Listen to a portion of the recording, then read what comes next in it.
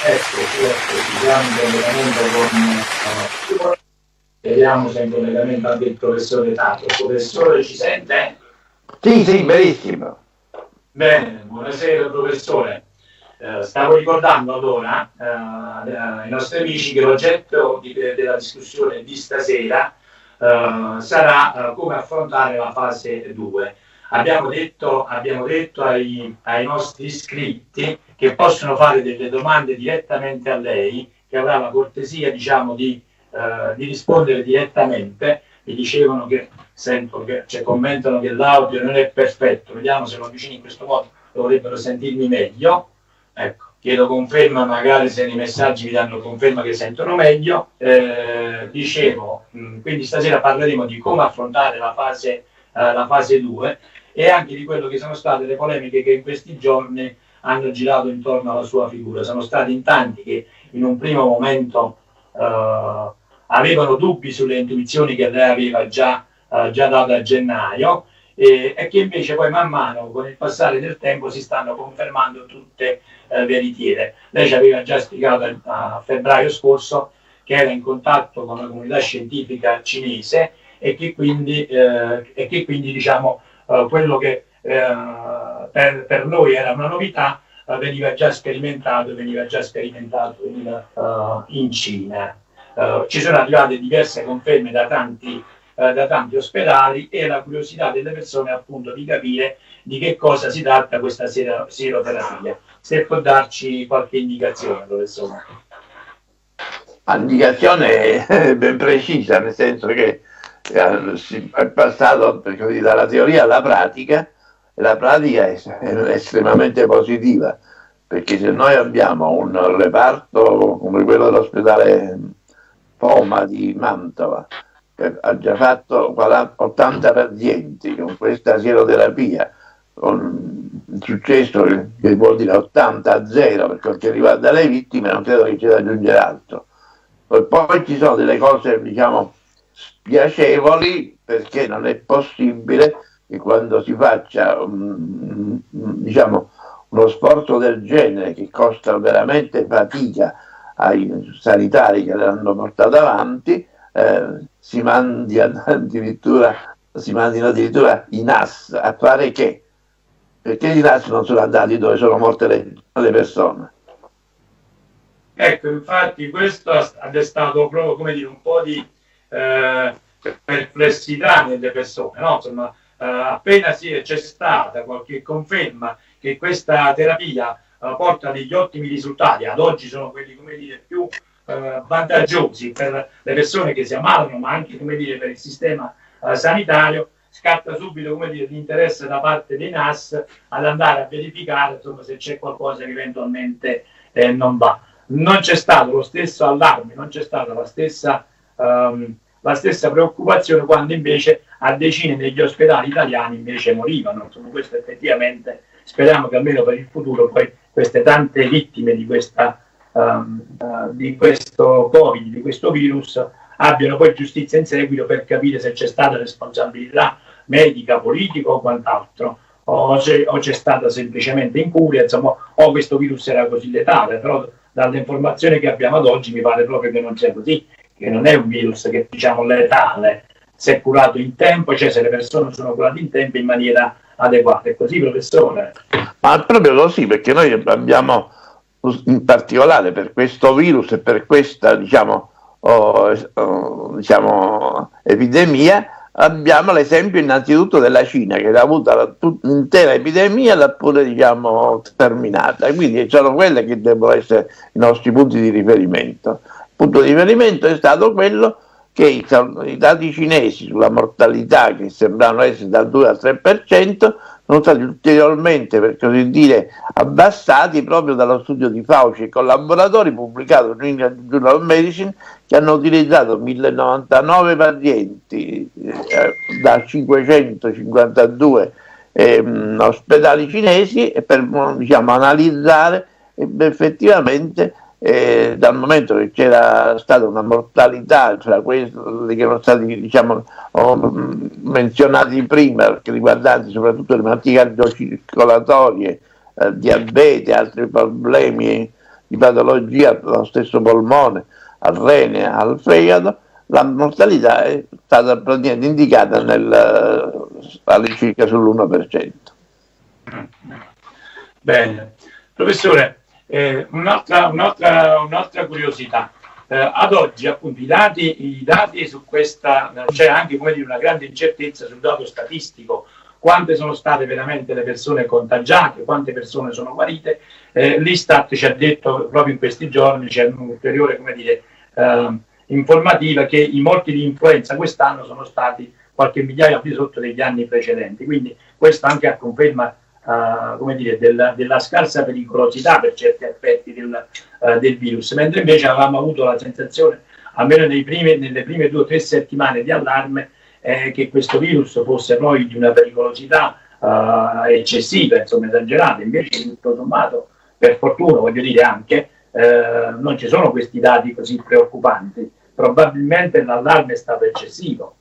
Ma i dati, diciamo, delle vittime sono state analizzate già in parte dall'Istituto Superiore di Sanità, che dopo aver guardato a 909 cartelle cliniche, in particolare ha trovato che i casi legati di mortalità per quel che riguarda il coronavirus erano soltanto 19. 7 e 9. 19 su 909. 19 su 909. Bene, quindi appunto insomma è la conferma che tutta questa pericolosità non c'era. Intanto invito le persone che sono collegate sia sul gruppo ma anche in televisione, se vogliono girare delle domande direttamente al professore, questa è l'occasione per poterlo fare e quindi fare delle domande direttamente al professore Tarlo.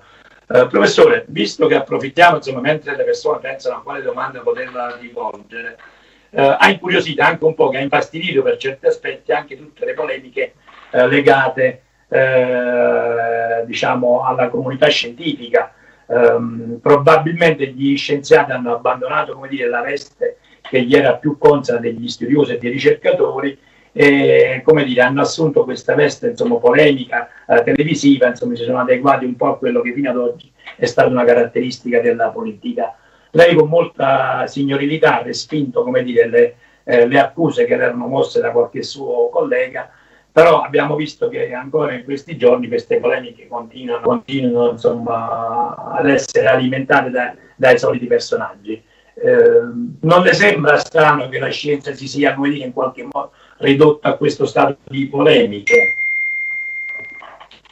Ma, diciamo, non vorrei dare un giudizio perché potrei essere, per così dire, un giudice di parte, però credo che è abbastanza evidente come per esprimere dei giudizi su questa epidemia innanzitutto bisogna avere una preparazione per farlo e quindi non bisogna essere dei tuttologi, per così dire. Per quanto mi riguarda, e quindi non voglio andare a vedere, per così dire, i panni sporchi degli altri, penso che io ho avuto la fortuna di avere un maestro come il professore Sebbin, che fra l'altro mi ha ospitato in America dopo che io ero stato già alla patologia medica dell'Università di Napoli con il professore Magrassi, che anche lui aveva lobby dei virus e cercava in particolare di avvicinare i virus delle leucemie, e quindi già era una novità per allora.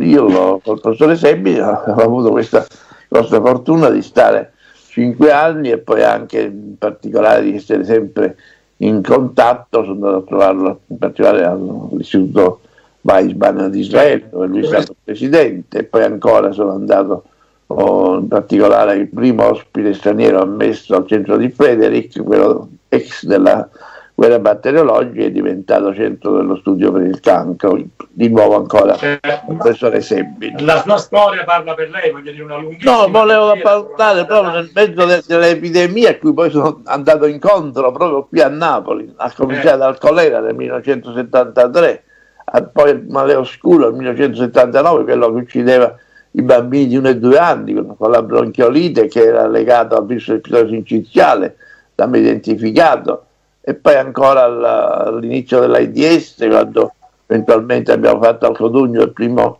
metodo diagnostico in Italia, portato direttamente dal professore Carpa di Cambridge, che è quello che ha isolato il virus in Inghilterra, e poi ancora la prima possibilità di intervento col plasma nei riguardi allora proprio dei pazienti, perché non dimentichiamoci, la scoperta del virus del 1973 siamo dovuti arrivare al 1997 per avere un cocktail di farmaci che potesse bloccare una malattia che era allora ineluttabilmente mortale.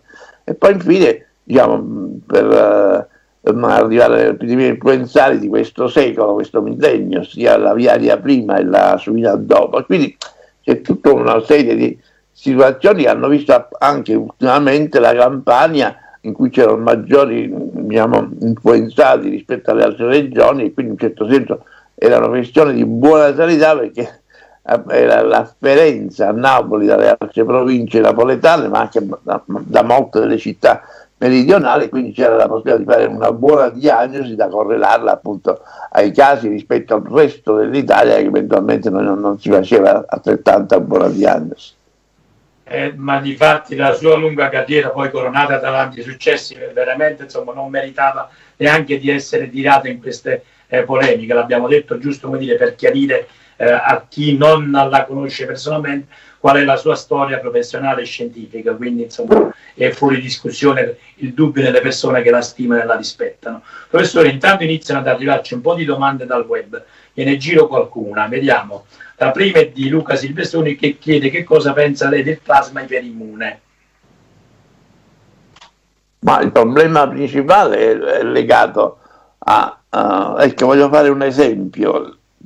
Noi quando vacciniamo una persona, il fine è di far sì che lui produca degli anticorpi che poi lo proteggano quando incontra il microrganismo con cui l'abbiamo vaccinato. E quindi in un certo senso questo è il concetto principale. Ora, nel caso specifico, la possibilità eventualmente del soggetto che guarisce è quello appunto perché produce gli anticorpi, e sono quei famosi anticorpi che possono essere oggi utilizzati per la sieroterapia, quindi per soccorrere proprio il soggetto che nel caso specifico può trovarsi in una fase critica della malattia. Ancora un'altra domanda da parte di Gerardo Cantalupo, che chiede al professore che cosa pensa dei metodi di Fauci. Ma io presumo che il dottor Fauci abbia anche lui una vita, diciamo, di esperienze, come ha cominciato, diciamo, da giovane già a dirigere il reparto prima e poi direttamente l'istituto e poi l'intero, diciamo, centro di malattie infettive e allergie dell'Istituto Nazionale Americano, e quindi il suo rapporto è stato notevolmente, diciamo, conosciuto anche e in particolare nell'arco soprattutto dei periodi dell'AIDS, e quindi è stato lui, per così dire, a essere ritenuto nel caso specifico di questa epidemia anche, diciamo, il maggiore esperto per consigliare il presidente americano. Bene. Professore, ancora altre domande. La signora Iaquinto dice giustamente, visto che si sono individuate già delle cure e che hanno come dire, anche la loro efficacia, perché rendere obbligatorio un vaccino che poi oltretutto è ancora di là da venire? Perché renderlo obbligatorio se esiste la cura alla malattia? Appunto, io vorrei precisare che non penso che in questo momento possa fare obbligatorio un vaccino che non esiste. Quando un vaccino verrà e si capisce che ci vorrà del tempo che è stato in particolare segnalato dall'Organizzazione Mondiale della Sanità addirittura in 18 mesi, anche se presumibilmente come pandemia certi tempi possono essere accorciati, ma il vaccino deve essere innanzitutto efficace e ovviamente sicuro. Per fare questo poi un altro aspetto che questo tipo di vaccino possa essere reso, per così dire, obbligatorio. Su questo non lo so, ci saranno pure dei giuristi, ci sarà pure una necessità per un fatto del genere che deve essere poi spiegata soprattutto a chi si deve sottoporre alla vaccinazione. Ecco, ancora un'altra persona che ci dice: ma visto che appunto la terapia del plasma sta dando questi brillanti risultati, non si potrebbe indicarla come la terapia ufficiale, la cura ufficiale da adottare, un protocollo, diciamo, sanitario ufficiale per la cura? Sarebbe una cosa logica, però ovviamente, per quello che io ne sappia, questa sieroterapia, che è stata per giunta già pubblicata dai colleghi cinesi in prestigiose riviste, in particolare, diciamo, ci sono 50, diciamo, protocolli che sono portati avanti, e in particolare appunto quello italiano è legato al gruppo dell'ospedale Poma di Mantova e del Policlinico San Matteo di Pavia, e quindi in un certo senso loro, almeno Mantova, ha già contribuito con 80 pazienti, non solo quelli di Pavia in particolare, però sicuramente già ci sono dei punti di riferimento, e ovviamente una volta che questo è pubblicato, scientificamente approvato, poi non so come si fa eventualmente a evitarlo e di nuovo, per così dire, far sì che questa cura sia soltanto fatta per uso compassionevole. Senta, professore, un altro utente ci chiedeva qual è l'importanza della carica virale. È una domanda intelligente, anche perché per qualsiasi cosa, quindi perché ci sia la malattia, possa essere contagiosa, c'è bisogno di un certo numero, perché vuol dire, a questo punto, di particelle virali, e questa è una cosa che è estremamente importante quando pensiamo alla distanza che bisogna stare, alla mascherina da portare, il fatto eventualmente dello starnuto, della tosse, e quindi tutto questo diventa un fatto estremamente importante. E quindi, come in tutte le infezioni, noi quando lavoriamo in laboratorio sappiamo benissimo che facciamo delle diluizioni crescenti, e quindi poi fino a che ci sarà una diluizione a cui il virus non c'è più. Ecco perché c'è una domanda importante, vale lo stesso, e chiaramente in quel tubo, per così dire, in cui la diluizione ormai non c'è più un virus, è quella, diciamo, significativa, che poi eventualmente vuol dire che tutte le altre al di sotto di quella diciamo, tubo sperimentale, per così dire, ovviamente è importante perché ci dà l'effettiva carica virale. Nel caso specifico sembra che questo virus sia appunto abbastanza piccolo, 100-150 millimicron, e poi tutto sommato c'ha delle particolari protuberanze, appunto quello che poi al microscopio elettronico sembra appunto questa corona, per cui do del nome dato alla famiglia, e che praticamente io dico che quando andremo a mare sarà un ulteriore motivo di diluizione, e quindi non avremo la carica virale. Okay. Approfitto un attimo per dire alle persone che ci stanno seguendo sul gruppo Io Sto Contando, che possono, per avere una migliore ricezione dell'audio, possono seguirci o sulla pagina Facebook RTC Targato Napoli, oppure sul digitale terrestre al canale 885, così avranno anche un ritorno audio migliore.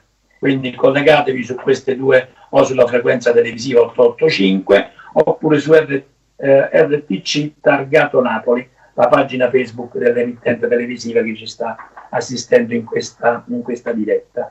Professore, un'altra domanda che c'era arrivata prima, e adesso, diciamo, da domani anche in Campania faremo i conti con questa fase 2, e le raccomandazioni, le restrizioni che in un primo momento erano state fatte sembravano eccessive. Adesso c'è stato un ripensamento dell'istituzione regionale, e quindi, come dire, si dovrà procedere con una serie di precauzioni, di attenzioni per fronteggiare questa fase. La preoccupazione di molte mamme è di rendere compatibile, come dire, le uscite per strada con i bambini e l'utilizzo delle mascherine. Può dare qualche suggerimento, insomma, alle mamme sulle precauzioni da avere, da prendere, insomma, nel riportare di nuovo all'aria aperta i bambini? Ma io penso che i bambini fortunatamente sono quelli che rappresentano la migliore resistenza nei riguardi del virus. Il loro stato immune è tale che li protegge più di tutti e in particolare delle persone anziane. Loro praticamente sono in grado, attraverso le loro cellule, noi le chiamiamo helper, le cellule, diciamo, le loro sentinelle, e una particolare sottopopolazione, tanto per i tecnici le chiamiamo TH2, sono tali che mettono da parte il virus e fra l'altro non provocando un'eccessiva infiammazione, che è quella che tutto sommato nell'anziano porta i problemi tali che da dover utilizzare, per così dire, dei farmaci appositi per impedire a quel prodotto che si chiama interleuchina 6 da essere ulteriormente dannoso.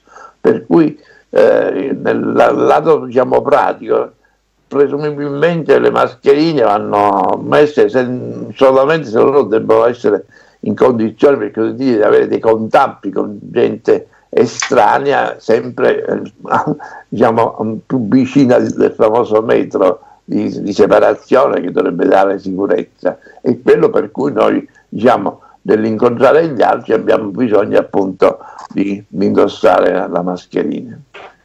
Quindi diciamo che se porta a fare una passeggiata i bambini al parco e non se è in prossimità di altre persone, insomma, in tutta tranquillità si può anche fare a meno della mascherina, insomma. Sarebbe logico, poi non penso che si possa esprimere costringere i bambini, a meno che non ci sia, appunto, per così dire, uno viene conto nel reato di avere, diciamo, delle altre persone che non sono ovviamente a questo punto i genitori, su cui eventualmente ci sia questo avvicinamento tra bambini a questo punto. Professore, mi arriva un'altra segnalazione che è di un ex operatore della sanità, Antonio Barometro, che lei conosce benissimo. Ovviamente, guardando un po' più in là del naso, si potrà creare un problema, insomma, di scorte di siera, no? Se viene utilizzata come terapia. Come si può ampliare la donazione del siero? Cioè, che cosa si può fare per avere maggiori scorte, eventualmente anche in previsione di una possibile seconda ondata di contagi, insomma, come poter aumentare le scorte di siero? Ma al momento, per esempio, a Mantova hanno stabilito, per esempio, che il guarito che lascia l'ospedale può fare questa donazione del proprio sangue. In questi casi bastano 600 ml di sangue, per così dire, come hanno riportato a Mantova, che in particolare loro fanno in maniera che possibilmente possono essere magari utilizzati anche, diciamo, un po' di più per venire incontro ai pazienti, che, ripeto, il lavoro originale cinese parlava di 200 ml, a Mantova, se non sbaglio, ne usano 300 ml, sempre in questo caso non di sangue, ma di parte liquida del sangue, cioè senza la parte corpuscolata, che è quella che diciamo, sarebbe responsabile per i gruppi sanguigni, che in questo caso non c'è nessun problema, perciò chiunque può donare e può ricevere in particolare.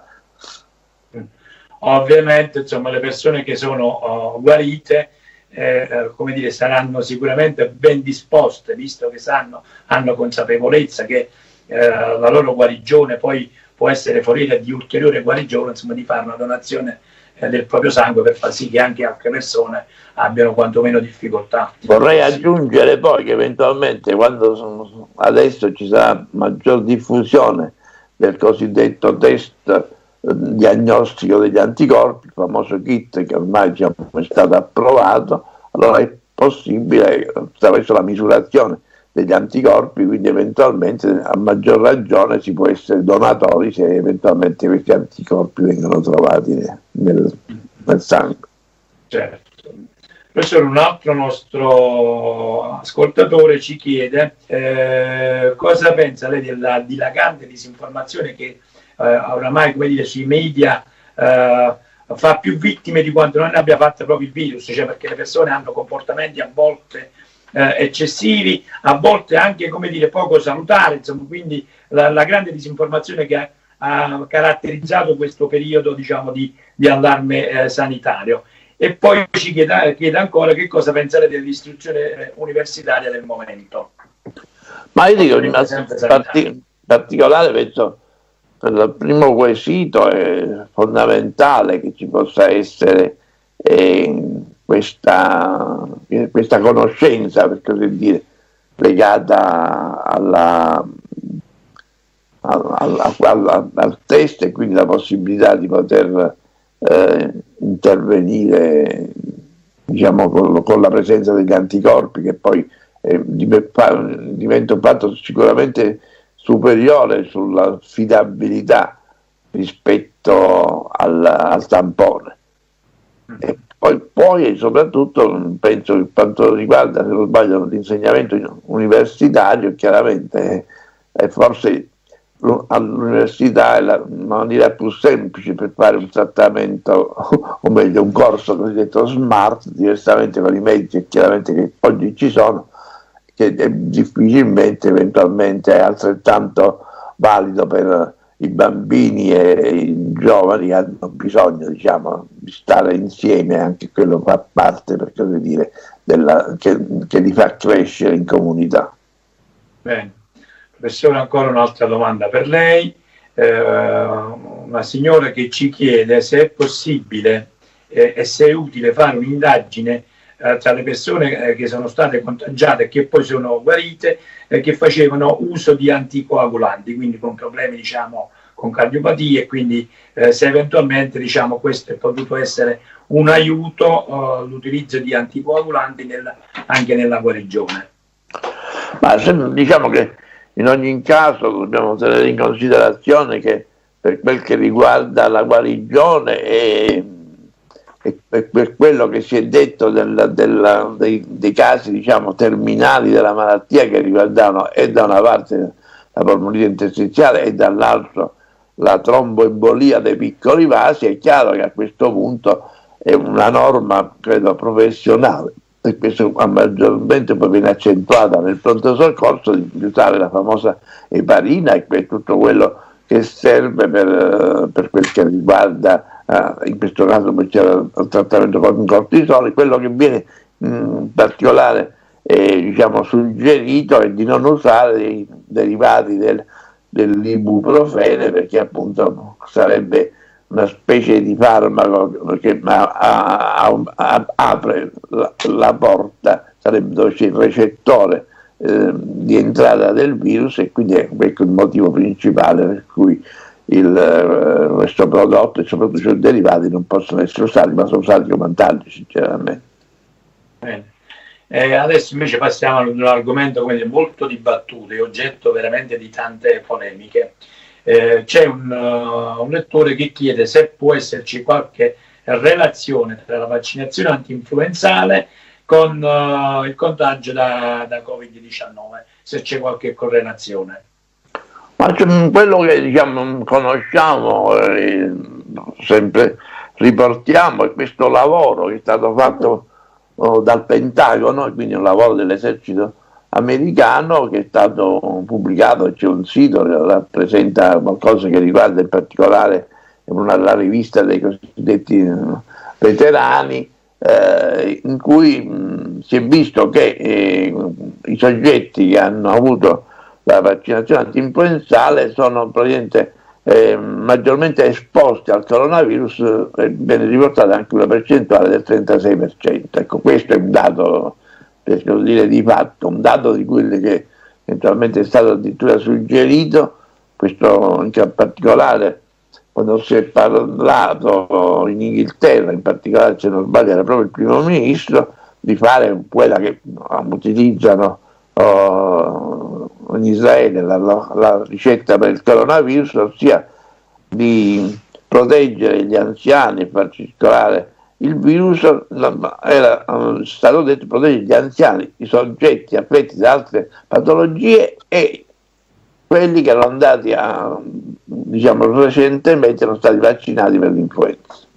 Professore, l'argomento vaccini. Ovviamente insomma divide molto anche la popolazione, no? Perché in qualche caso insomma, la polemica è stata anche nel definire i non sostenitori del vaccino insomma, come degli irresponsabili. Giustamente, siccome sentiamo spesso i nostri politici ripeterci che usciremo da questa fase di pericolo, di rischio soltanto quando sarà pronto il vaccino, ma non sarebbe possibile pensare ad una campagna vaccini su base volontaria, osservarne poi eventualmente come dire, gli esiti e poi eventualmente insomma, stabilire, ovviamente parliamo sempre quando sarà disponibile un vaccino, non in questa fase, ma di farlo su base volontaria e non obbligare l'intera popolazione.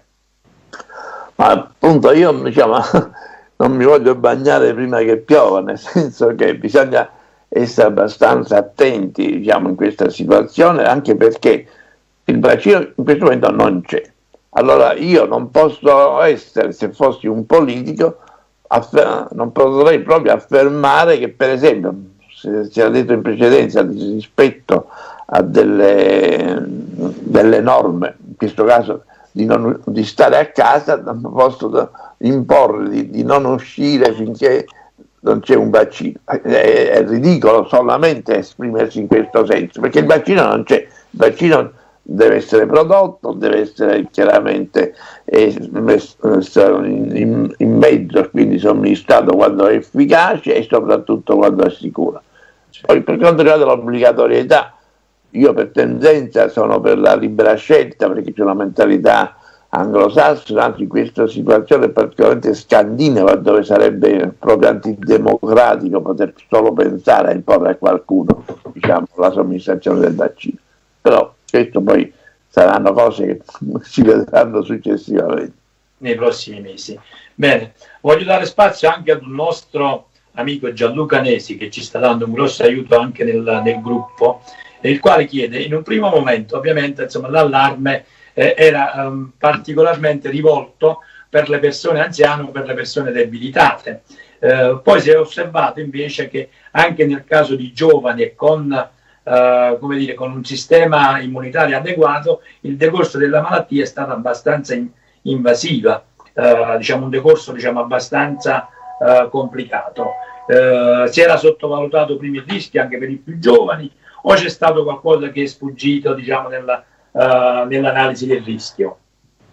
Ma io presumo, su questo sono sempre legato a quelli che sono i dati forniti dai cinesi, ma anche a quelli che sono stati i dati italiani, che sono in particolare stati studiati nel nord, dove ovviamente hanno avuto molti maggior contagiati, che queste medie, per così dire, che riguardavano gli infettati dal coronavirus sono stati molto più alti di quello che generalmente ci sono durante, per esempio, una normale influenza stagionale. Per quanto riguarda poi che anche dei giovani si possono ammalare, questo vanno poi ovviamente tutto collegato a quello che riguarda lo stato immunitario del soggetto, eventualmente che cosa l'ha portato in quel momento ad essere contagiato dal virus.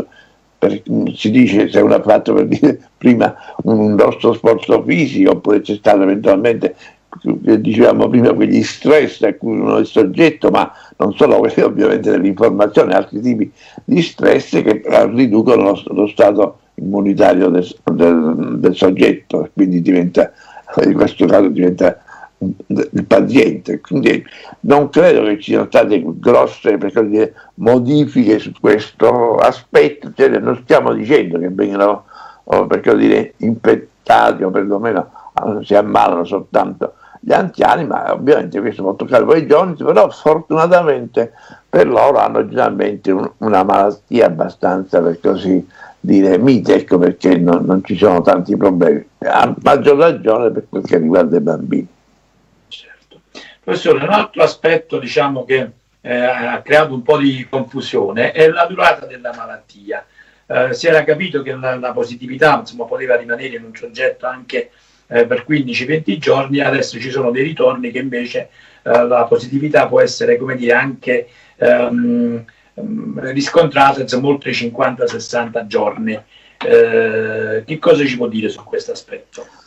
Effettivamente questo secondo me sarebbe un aspetto da studiare abbastanza, e per studiarlo particolarmente abbiamo bisogno finalmente, e adesso c'è del kit diagnostico sugli anticorpi, perché presumibilmente finché non ci sono gli anticorpi, o perlomeno un tipo di anticorpi che dovrebbero essere immunoglobuline di tipo G, per così dire, l'ultima produzione dopo l'infezione, in questi casi è possibile andare incontro di nuovo al perdurare della malattia. Ecco, questo è un aspetto clinico, in questo caso il reperto diagnostico che dobbiamo ancora approfondire, perché anche per quanto riguarda la casistica cinese sappiamo che c'è appunto una lunga, per così dire, permanenza della malattia, che appunto può anche arrivare al mese ed eventualmente a questo punto anche di più, però appunto va controllata. E poi quello che ovviamente è importante è che, finita, diciamo, la malattia, come adesso si misura col tampone, cioè il tampone negativo è quello che ci dovrebbe mettere al sicuro dal fatto che, avendo avuto per certo la malattia per la sintomatologia, perché quello è un mezzo diagnostico, eventualmente poi successivamente non ci troviamo più a tampone, per così dire, negativo rispetto al perdurare della sintomatologia. Ovviamente se c'è il tampone positivo si presume che ancora devono essere formati gli anticorpi e quindi ancora il soggetto è contagioso. Bene. Una domanda apparentemente, come dire, più leggera, ma così non è, perché insomma poi in sé abbiamo passato tutti una primavera, come dire, angosciosa con questo allarme che c'è stato, e soprattutto con l'impossibilità di fare previsioni per il futuro, perché nessuno riusciva a dirci cosa sarebbe successo di qui a qualche settimana. Forse l'unica, appunto, che rassicurava un po' tutti, è stato soltanto lei, l'unica voce, come dire, nel deserto, insomma, a dire che comunque con il caldo tutto questo allarme sarebbe rientrato, e una signora ci chiedeva se come dire, ragionevole pensare ad un'estate più serena e magari a poter pensare ad una vacanza, insomma, al mare, e se è utile anche ovviamente, insomma, per la salute. Ma io presumo che si può rispondere in una maniera, diciamo, unica a tutto quesito, e riguarda senz'altro, diciamo, il virus, come già è stato dimostrato altrove e in altri momenti e quindi in altri tempi, il virus, diciamo, viene meno, perché un virus che appartiene a questa famiglia, come a quella eventualmente del virus influenzale e di altri virus che hanno il loro picco, perché la stagione autunnale invernale non è un virus praticamente estivo, e quindi questo è già un primo fatto. L'altro fatto ovviamente riguarda che lo stesso calore, i raggi ultravioletti che si hanno sia a mare sia, per così dire, in montagna, sono in grado di bloccare e di distruggere il virus, e quindi senz'altro dobbiamo essere, diciamo, inclini ad essere, per così dire, positivi su questo aspetto, e quindi di guardare il bicchiere se è mezzo pieno, in questo caso avere una rosea, diciamo, inizio della stagione estiva. Bene, professore, ancora ci domandano se la sieroterapia è autorizzata dall'Istituto Superiore di Sanità, e se è così perché non viene spinta in tutti gli ospedali, mentre invece si viene praticata un po' a macchia di leopardo. È una bella domanda. Effettivamente questa è una terapia, diciamo, storica, che è la terapia che ha usato Pasteur utilizzando le gamma-globuline nel tetano per i soggetti non vaccinati, e quindi successivamente è stata utilizzata per molte malattie in maniera efficace.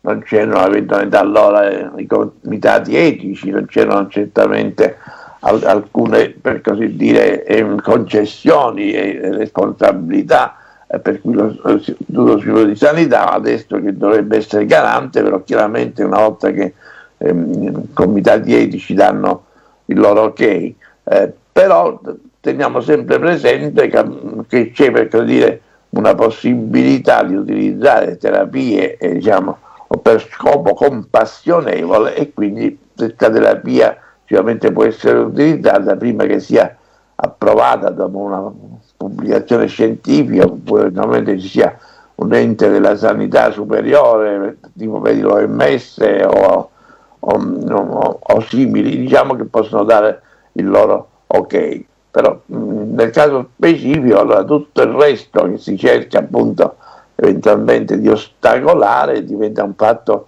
diciamo, poco chiaro, soprattutto quando si ha a che fare con la salute, in questo caso la vita delle persone, e ad esempio di Mantova come punto di riferimento, ma anche ovviamente dovunque si faccia. Io so per giunta lo fanno pure allo Spallanzani di Roma, è un fatto molto positivo, e quindi diciamo eventualmente bisogna far sì che questa situazione venga catalizzata, non ostacolata, mandando in asse, per così dire.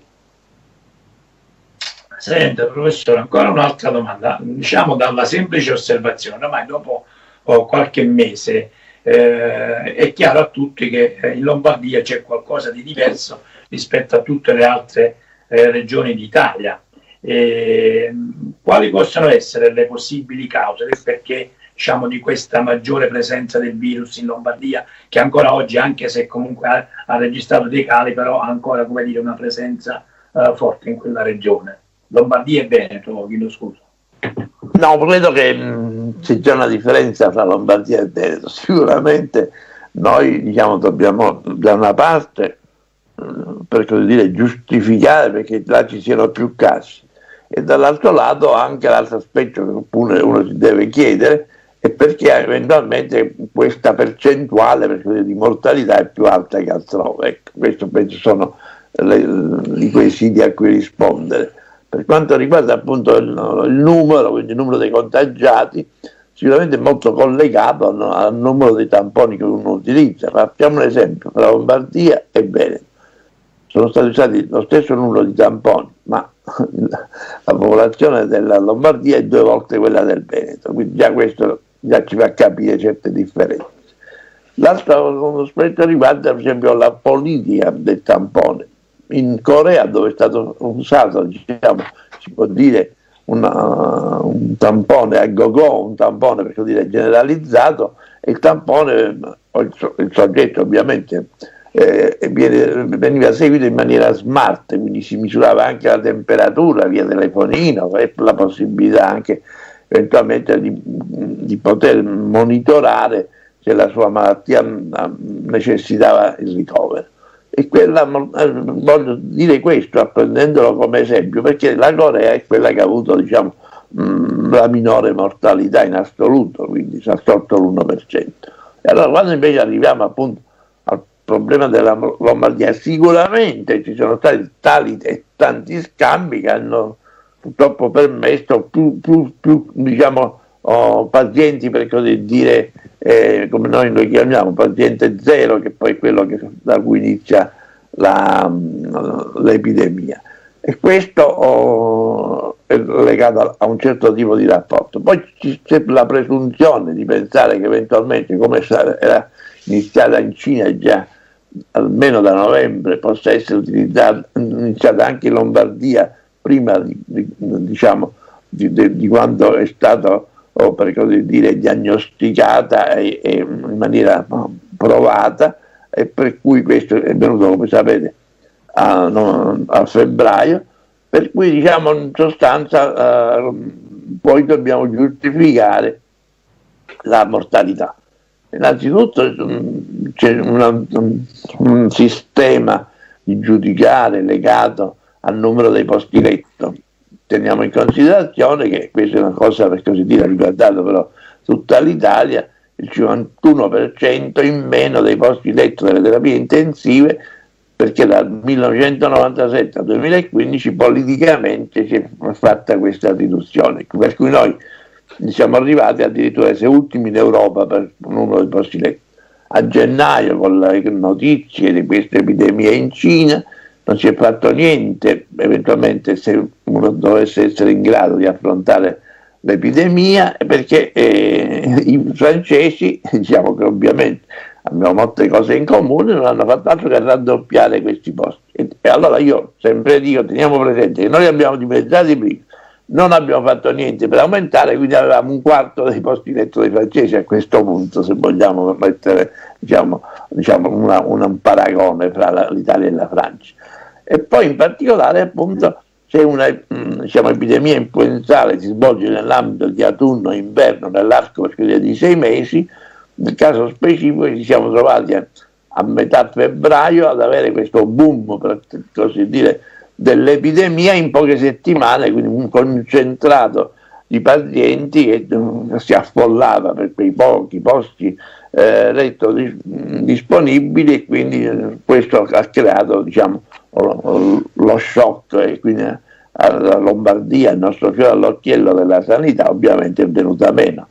E poi ci sono poi delle altre situazioni, sicuramente c'è stato un errore diagnostico a pensare soltanto alla polmonite interstiziale, non a quell'altro aspetto della patologia tromboembolica. Un altro aspetto ancora riguardato eventualmente, come viene riportato, altri fattori, come abbiamo detto prima col virus, con la vaccinazione anti-influenzale. Questo sembrerebbe in particolare per Bergamo, l'altra vaccinazione per il meningococco a Brescia, 34.000 casi in quest'ultima situazione che sono stati, per così dire, vaccinati rispetto ai 185.000 dosi a Bergamo. Insomma, abbiamo delle situazioni che possono essere cofattori. Poi aggiungiamo sicuramente la situazione, si fa per dire, di inquinamento climatico, che sembrerebbe pari a quello che c'è a Wuhan, e questo è un'altra situazione legata alle microparticelle, quindi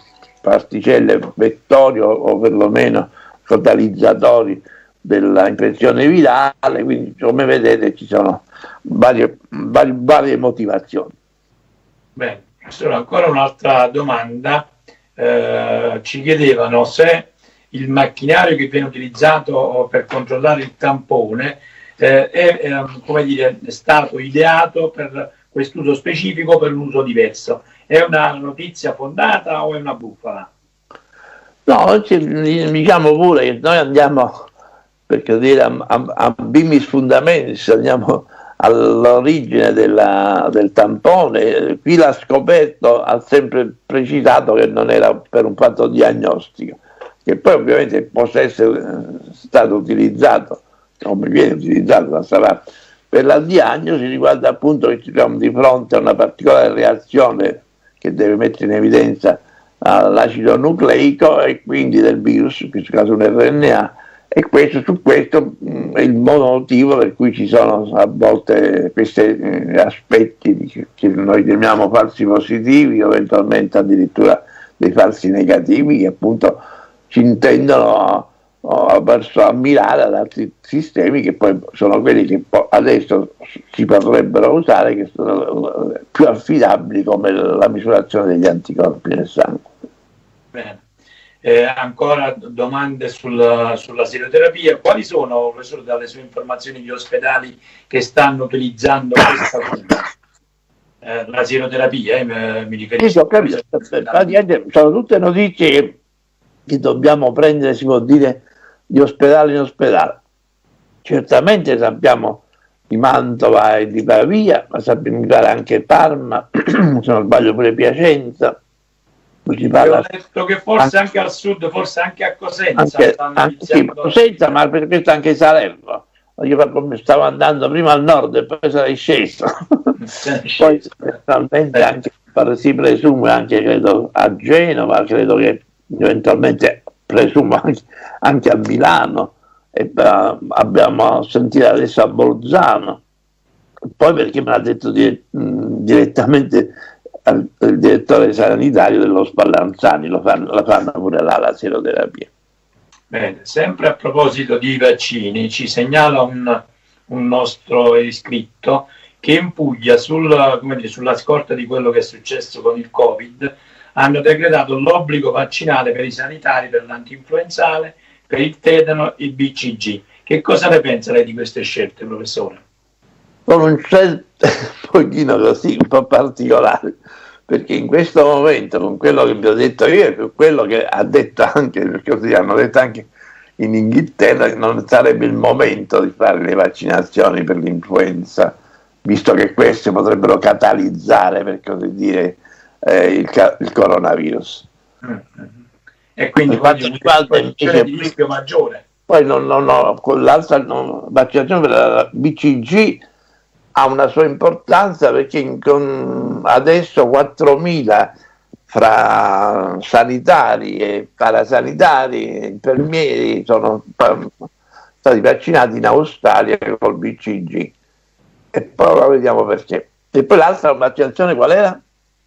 BCG e tetano. Ecco, il tetano, poi francamente il tetano non lo capisco proprio che significato avrebbe in questa situazione. Il collegamento appunto con il Covid. Il BCG sembra che sia stata un'osservazione che è legata in particolare agli extracomunitari, che sembra che per lavorare abbiano bisogno della vaccinazione antitubercolare, e questa praticamente viene effettuata appunto per gli extracomunitari, che sembrerebbe che appunto essere molto ridotti, ammesso e non concesso che siano stati eventualmente monitorati in questa situazione da noi.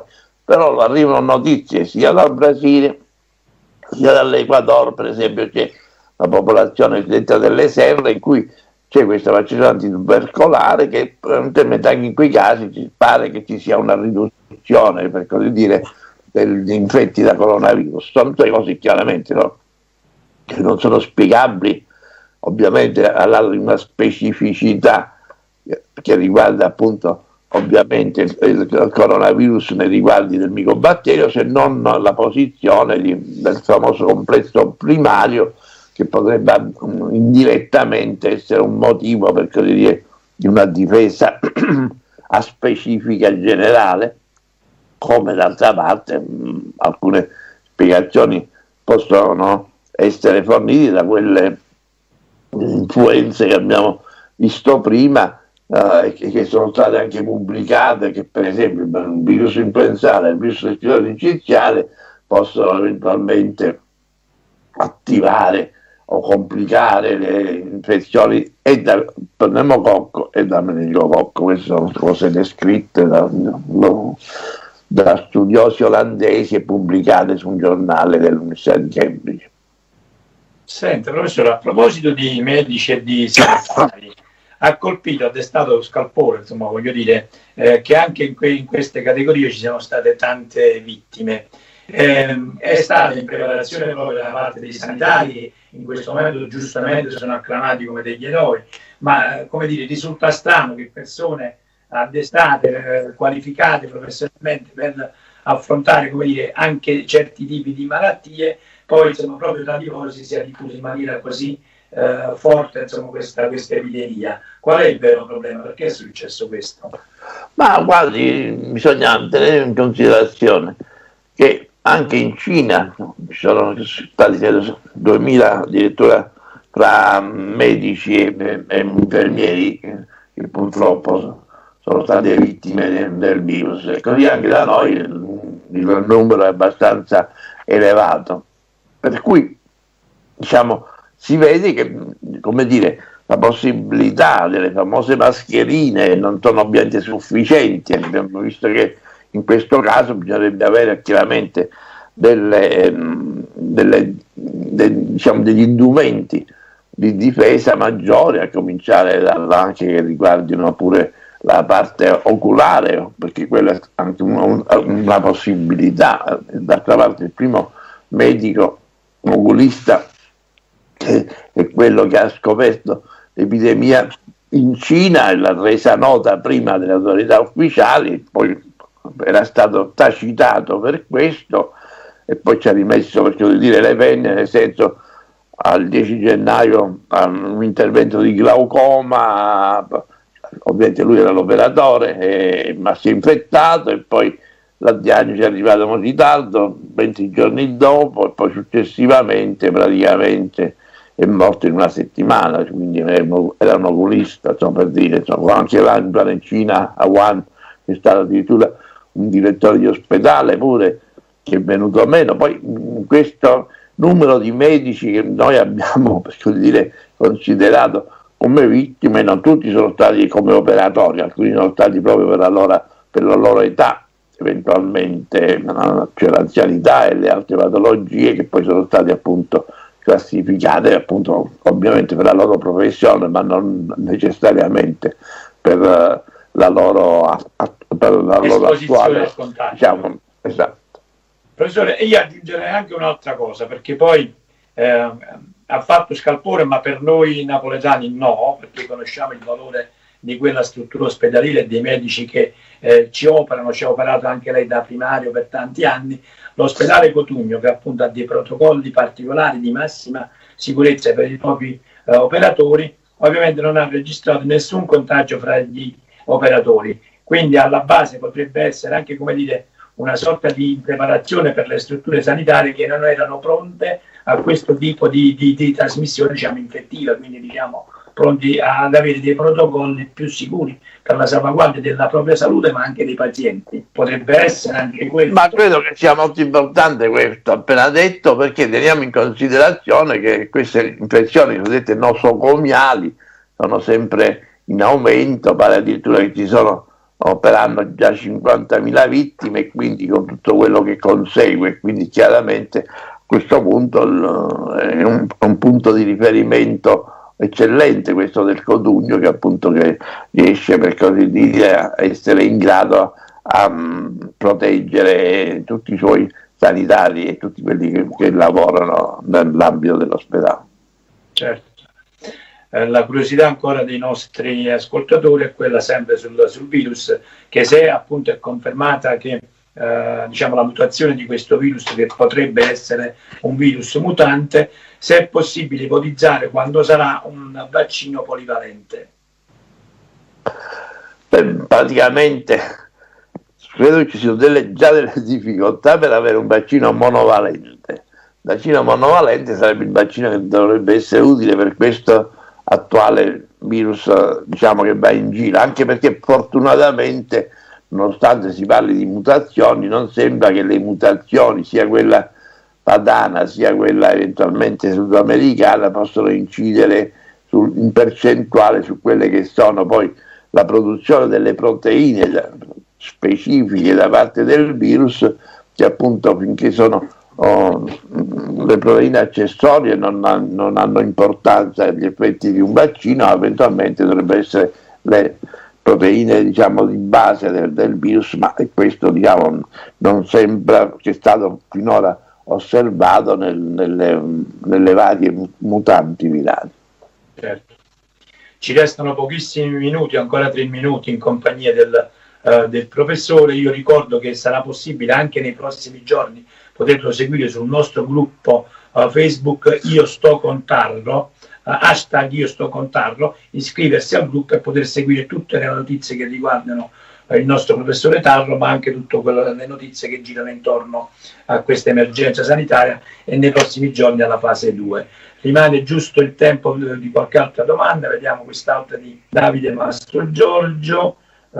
Professore, si può pensare, ipotizzabile, come dire, che questo virus sia stato creato ad hoc in laboratorio o diciamo lei propende per come dire, cause naturali, cioè, quindi non attribuibili alla volontà umana?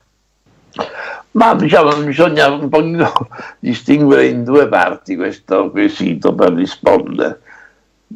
Ci possiamo trovare di fronte a un virus di laboratorio che possa essere scappato, si va per dire, perché per un laboratorio P3 P4 è quasi impossibile per i motivi di sicurezza che ci sono, però un ricercatore, un tecnico avrebbero per un motivo o per un altro portato fuori laboratorio, però l'origine sarebbe sempre quella, diciamo, dal pipistrello attraverso eventualmente un intermediario, che nel caso specifico sarebbe il pangolino, almeno inizialmente si era parlato del serpente o addirittura di gatti scuoiati, per dire.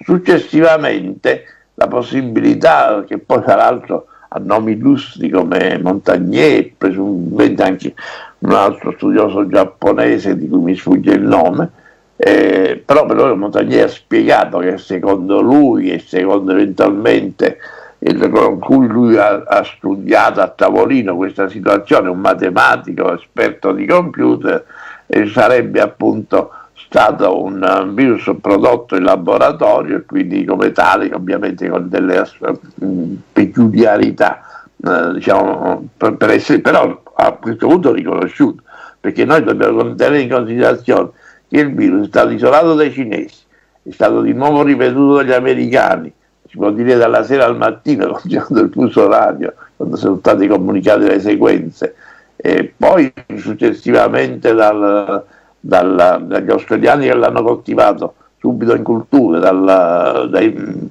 tedeschi che all'Università di Berlino hanno fatto il primo test diagnostico riconosciuto dall'Organizzazione della Sanità. Entro gennaio anche l'Istituto Pasteur è intervenuto con queste sequenze. Cioè, voglio dire, se ci sono tutte queste sequenze sono bene o male perché tengono a questo stesso virus, e queste sequenze sono chiaramente riportabili al coronavirus di partenza, tutto sommato questo aspetto fantascientifico mi pare che venga meno. Bene, purtroppo non c'è più tempo per girare altre domande al professore, che devo salutare e ringraziare per la sua cortesia e gentilezza. Preciso a tutti i lettori che ancora volevano fare delle domande al professore che possono continuare ad inoltrarle sulla nostra pagina Facebook #IoStoConTarro, e avremo cura noi di girarla al professore e nei prossimi giorni vi risponderemo. Grazie di tutto professore, buona serata. Altrettanto grazie a voi per la squisitezza.